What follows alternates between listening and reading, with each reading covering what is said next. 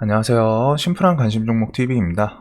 해당 영상은 이제 좀 저도 뭐 새로운 테마 아니면 좋은 내용 뭔가 좀 재료가 될 수 있는 거 아니면은 글로벌 시장에서 좀 긍정적인 이슈가 있으면은 좀 참 좋겠어요.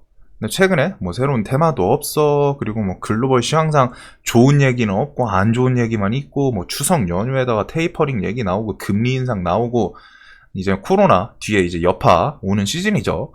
근데 그거 관련해 가지고 지금 또 리스크 관련해서 일단 좀 체크를 하고 넘어가야 될 만한 그런 내용이 있는 이런 헝다그룹 파산설. 그래서 아직은 설이에요. 설인데 이런 거에 대해서 진짜 항상 기억을 해두셔야 됩니다. 시장에서 이거 좀 글로벌 증시 한번 좀 흔들 수도 있는 그런 여파가 있는 내용이라고 생각이 되면은 뭐 물론 이제 누군가는 그럴 거예요. 이 내용을 보고 뭐 중국 부동산 뭐 그냥 기업 하나 망한다고 뭐 문제 있겠냐 이러실 수도 있고, 그리고 뭐 저거 파산해봤자 파산해봤자 증시 뭐 얼마나 흔들리겠냐 이런 생각을 하시는 분들도 있을 수 있죠. 뭐 이게 영향 있겠냐. 근데 이제 이런 거에 대해서 헝다그룹이 작은 기업은 아닙니다. 어느 정도 상당히 큰 기업이고, 그거 관련해서 지금 헝다 파산설, 그리고 이제 또 부동산 재벌, 이거 좀 한 10년 전쯤에 이제 리먼 브라더스 파산 요런 거랑 좀 비슷한 그런 내용으로도 좀 엮일 수 있는 그런 포인트가 될 수 있지 않나. 그래가지고 실질적으로 리먼 브라더스처럼 그렇게 무너진다거나 증시가 그러진 않을 거예요, 절대. 근데 항상 이런 리스크성 재료가 있으면은 그거에 대해서 최소한 포인트로 내가 언제는 좀 체크를 해봐야 되겠다. 어떤 내용은 추적을 해봐야겠다. 그리고 그거에 따라서 이런 일정 눈앞에 있으니까 그거에 대해서 비중 조절을 좀 들어가야겠다. 이런 거 뻔히 눈앞에 그런 느낌이죠. 어떻게 보면은 오늘이 이제 수요일이잖아요. 뭐 목요일이나 내일이나 내일 모레 소나기가 예정이 돼 있어요. 퍼센테이지가 한 70% 정도입니다. 혹은 50%. 올 수도 있고 안 올 수도 있는데, 그거에 대해서 가장 현명한 건 소나기 예보가 있었지. 확률이 한 60%? 그러면은 우산 챙겨 나가자. 우산 챙겨 나갔다가 소나기가 안 오면은 그냥 그거 들고 다시 들어오면 되는 거고, 좀 내가 귀찮은 거 감수를 하면 되는 거고, 만약에 소나기가 오면은 내가 우산 펼쳐가지고 정상적으로 활동을 하면 되겠죠. 그렇기 때문에 그런 리스크 관점에 대해서는 항상 비슷한 내용이에요. 알고 있으면은 그냥 넘어가지 말고 그거에 대해서 내가 일단 좀 언제까지 숨을 쉬어야 될지, 이게 소나기가 목요일만 올 수도 있고 목요일 금요일 올 수도 있고 혹은 목금토일 4일 내내 올 수도 있고, 그거에 대해서 어느 정도 시장에서 여파가 예측이 되잖아요. 그렇기 때문에 그런 것처럼 지금 이제 헝다그룹 파산설, 야 350조 B2 아주 요거 관련해서 좀 내용. 자, 그래서 이거는 뭐 우리나라 이제 국제그룹에 대한 예시를 좀 하나 설명드렸고, 여기서는 그리고 중국 최대 부동산 재벌인 헝다그룹이 이제 우리나라 국제그룹 사태처럼 좀 상황이 벌어지고 있다. 그래가지고 창업자인 쉬자인 회장은 지난 2017년에 중국 부호 순위에서도 1위 차지할 정도로, 즉 기업 가치는 정말 큰 거예요. 헝다그룹 순위권 안에 들어갈 겁니다. 그래가지고 근데 이제 헝다그룹이 부동산을 주축으로 했고 차입에 의존한 무리한 신사업 투자로 문제가 좀 삐걱삐걱하면서, 좀 거기다가 이제 중국 정부에서도 민생 안전을 위해 강력한 부동산 시장 억제 정책 하면서 이제 사업에 문제가 생기는 거죠. 요거. 그래가지고 지금 이제 이게 중국 헝다가 뭐 12% 가까이 하락을 했다고 해요. 홍콩 증시에서. 그리고 이게 자금난 때문에 파산할 수 있다는, 아직까지는 루머입니다. 확정이 난 건 아니에요. 근데 항상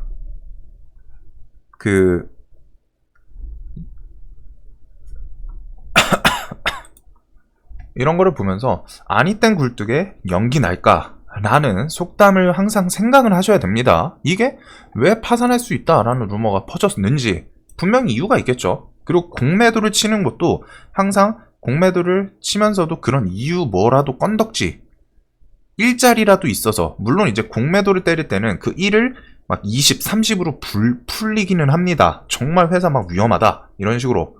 그래야지 개인들이 뉴스 보고 이거 좀 심각한가? 그 공매도에 좀 더 같이 더 막 팔고 이런 게 나올 수 있으니까. 어찌됐든 그런 1이라는 팩트가 존재하니까 보통은 이런 루머가 퍼지는 거거든요. 그래가지고 헝다그룹 부채는 약 350조 원이라고 합니다. 정말 많죠. 근데 이제 그만큼 부채가 많다는 것도 뒤집어 말하면 이 기업이 그만큼 덩치가 컸다는 거예요. 자, 정말 간단하게 직장인분들 신용대출 관련해서 뭐 지금은 이제 좀 최근에 뭐 연봉 이내로 막 줄이고 막 조이고 하죠. 근데 기본적으로 대출 받을 수 있는 거는 내 직장, 내 연봉에 대해서 신뢰성을 은행에서 체크해가지고 자신들의 수치로 환산을 해서 빌려주는 겁니다. 이 사람 정도라면은, 이 사람 직장, 이 사람 연봉으로는, 그리고 이 사람의 여태까지 신용도로는 이 정도까지는 빌려줘도 되겠다. 이게 대출이죠. 그래서 부채는 뒤집어 말하면은 어떻게 보면 이제 능력이라고도 표현을 할 수 있거든요. 저만큼 부채를 가질 수 있다라는 것도 그만큼 기업이 크니까 빌려줬다는 거예요. 근데 와, 350조 원은 정말 크죠. 그래가지고 삼성전자가 지금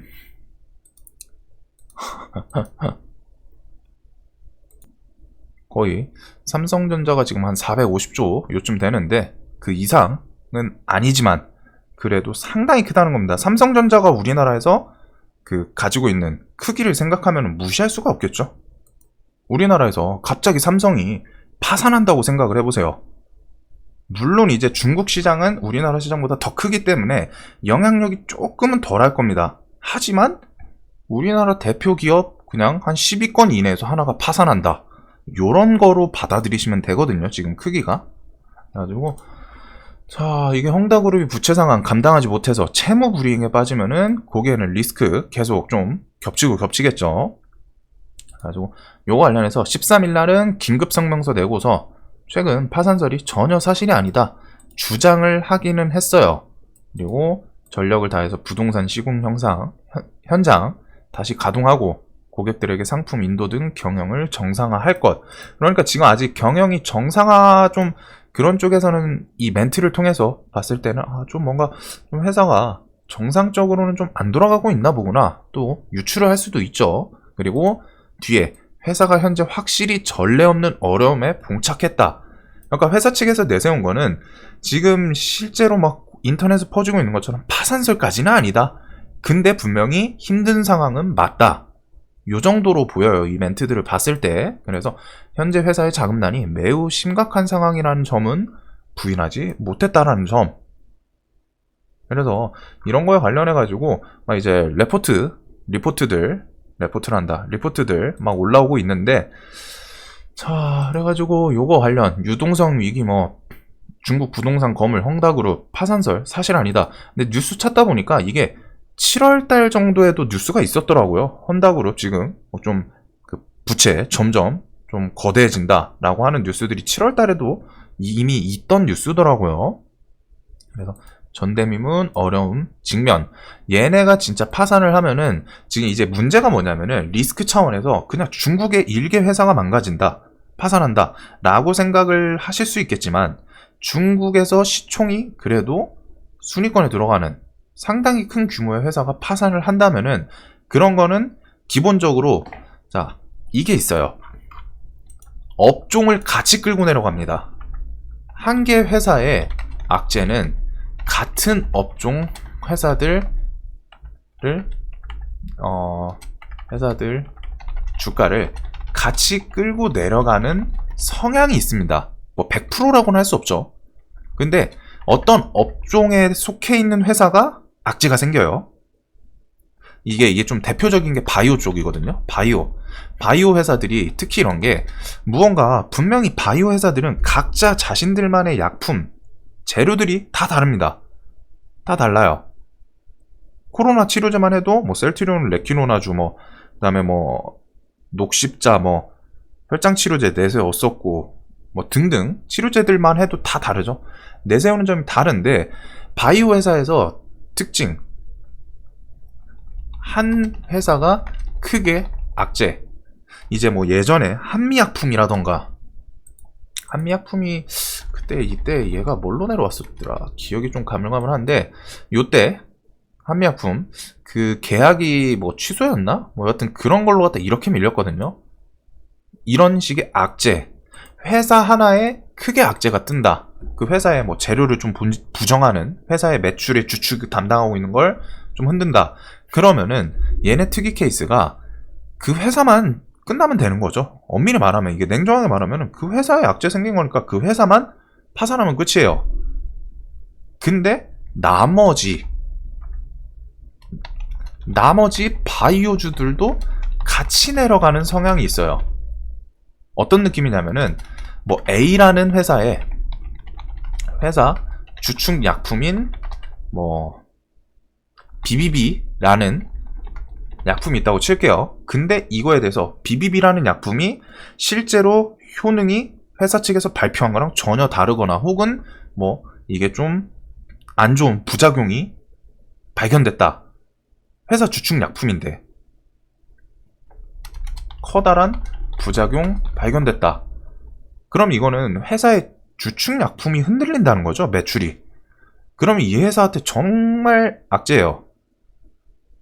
근데 이거를 시장에서 어떻게 엮냐면은, 이게 뭐 공매도 세력이 엮는지는 모르는데 시장에서 분위기가 어떻게 돌아가냐, A라는 회사의 악재인데 이제 뒤에 C, D, E, F, G 이런 바이오 회사들이 있죠.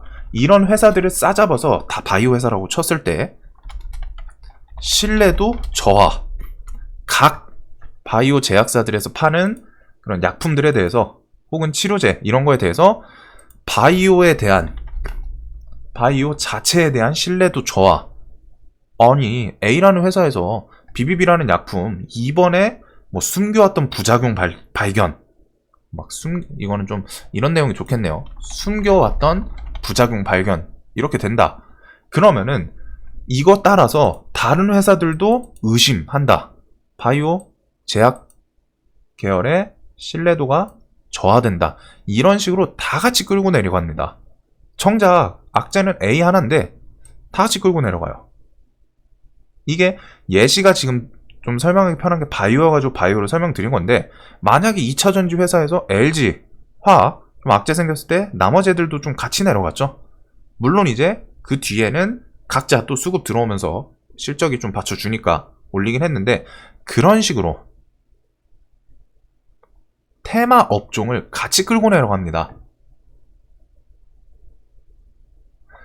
회사의 악재, 어떤 업종에 속해 있는 회사 하나에 큰 악재가 터질 때, 특히 지금 문제는 일반 중소기업이 아니에요.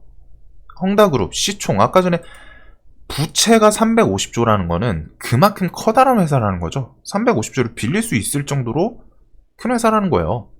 누가 뭘 보고 빌려주겠어요? 얘 정도면은 이 정도면 빌려도 되겠지 해가지고 모인 게 350조 규모라는 겁니다. 근데 이런 회사가 파산을 안 하면 가장 베스트죠. 그냥 잘 넘어가면은. 근데 중국 정부 차원에서도 지금 부동산을 쬐고 있다고 하고, 즉 이게 이유 없이 문제가 터진 게 아니라 정책이랑 같이 맞물리는 거예요. 그리고 중국 정부는 아시다시피 이번에 게임 사태도 있고 그냥 까라면 까입니다. 야, 하지마, 하지 말라 했는데 해? 쟤 잡아와. 알리바바 마윈 사라졌다가 갑자기 나오고, 그리고 알리바바에서 회사에서 마윈이란 존재 자체가 여태까지 했던 업적 이런 것들이 다 지워졌다고 하죠. 그런 나라가 중국이기 때문에 중국에서는 사실상 정부에 대해서 저항을 하는 회사는 없겠죠. 정확히 말하면 물론 우리나라도 똑같아요. 정부한테 일개 기업이 덤비다라는 거는 그렇게 쉬운 그런 내용은 아닙니다. 근데 이제 중국은 더 심하다는 거죠. 반박도 못한다는 거예요. 중국은 그냥 진짜 까라면 까. 이게 정상적인 국가이기 때문에. 그래서 부동산에 대해서 규제. 근데 이제 헝다그룹 주축이 부동산 사업 이런 게 엮여 있는 그런 기업이다 보니까 그거에 대해서 앓는 소리만 하고 반박은 할 수 없고 그런 상황이 이어지고 있고, 그리고 이제 그런 게 이어지면 이어질수록 부채는 계속 쌓여가겠죠. 즉 주축이 부동산인데 해소되는 게 쉽지 않을 거예요. 우리나라 이제 두산중공업 결국에는 원전 이런 것도 맞은 이유도 분명히 있죠. 탈원전 정책하면서 쭉쭉쭉 이런 것처럼 헝다그룹도 지금 정부 정책이랑도 맞물려서 규제를 받고 있다라는 점. 자, 그래가지고 요거 관련해서 지금 이제 체크를 해야 되는 거는 부동산그룹 헝다그룹 파산 이기 지금 이제 첫 번째 단계는 이거예요. 즉 지금 이 앞의 내용들이 결국에는 이게 파산 보호를 신청할 것이라는 시장의 루머를 부인은 했지만, 이제 신용평가사에서 또 이제 그냥 회사 차원에서는 당연히 우리 그렇게 위험하지 않습니다, 괜찮아요 이거는 상식적으로 자연스럽게 나오는 대응이고, 외부에서 어떻게 보고 있는지 거기서 이제 신용평가사 피치라는 곳이 헝다가 오늘 23일 예정된 채권 이자를 지급하지 못할 수도 있다. 그리고 뉴스들을 찾아보면은 헝다그룹이 많더라고요. 뭐 건설 대금도 지금 지불 안 되고 있고 뭐 그런 뉴스들이 참 많아요. 그래가지고 피치는 또 헝다 채권 신용 등급 정크 투자 부적격, 정크란 단어의 뜻을 아시는 분들은 당연히 아시겠죠. 등급으로 강등을 했다고 합니다. 투자 부적격이라고 해요. 그래서 지금 봐야 되는 건 23일날 이자 지급이 정상적으로 이루어지는지, 이날 이자 지급을 못한다면은 당연히 홍콩 증시에 상장된 헝다그룹 많이 문제가 생기겠죠. 그래가지고 요거 관련해서 23일이 그렇게 멀진 않습니다. 지금 추석 연휴 딱 지나면은 그 다음날이네요. 목요일. 얘가 정말 묘한 게 추석 연휴 다음날인 목요일 이자 지급 일정인 겁니다. 그리고 저걸 지급을 성공적으로 하더라도 그 뒤에 또 이어지겠죠. 그래가지고 지금 당장 눈앞에 있는 게 추석 연휴 앞두고 목요일날 이자 지급 일정 이런 게 있어요. 그래가지고 요거 관련해서는 또, 그리고 중국 증시, 홍콩 증시에서 헝다그룹 이것 날마다 종목 그 움직임을 체크하는 것도 좀 필요하긴 합니다. 얘가 움직임이 일단은 기본적으로 23일 저런 거 있고 하면은 좀 안 좋게 움직일 확률이 높지 않나 싶기는 해요. 아무튼 포인트는 23일 이자 지급이 정상적으로 이루어지는지. 물론 이제 그런 케이스도 있을 수 있어요. 이자 지급 23일 못하고 그 뒤에 지급하고 이런 게 이어질 수는 있지만, 우리는 이게 이자 지급이 이루어지지 않는다면은 거기서 일어날 파급력 있는 움직임이 따라오겠죠. 그래서 지금 헝다그룹 치면은 이런 뉴스도 상당히 많습니다. 그 헝다그룹 본사 앞에서 시위하고 뭐 누구 들어눕고 이런 거 들어눕고 시위자, 이게 분명히 그냥 있는 이유는 아니겠죠. 얼마 전에 우리나라에 그 무슨 포인트 뭐 있었는데 여하튼 그런 것처럼 좀 생각이 날 정도로. 그리고 이게 동시에 돈을 찾아가면은 뱅크런 사태가 일어날진 모르겠어요. 이제 뱅크런이랑은 좀 다르겠지만 뱅크런 같은 그런 움직임도 좀 엮어서 볼 수 있지 않나.